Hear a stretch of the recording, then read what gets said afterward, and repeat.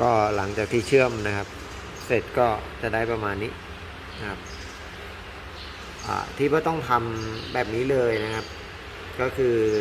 เดี๋ยวไอ้ตรงนี้มันเป็นห้องเก็บสัมภาระก็คือใต้เบาะผมไม่อยากให้น้ำเข้าด้วยเดี๋ยวผมจะซีนเชื่อมทั้งหมดเลยนะครับก็คือจะเป็นชุดนี้นะตัวนี้ก็เชื่อมเรียบร้อยแล้วนะครับ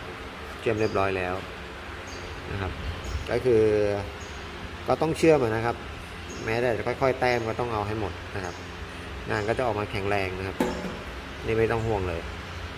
ครับก็เอาไว้ติดตามชมไปเรื่อยๆครับ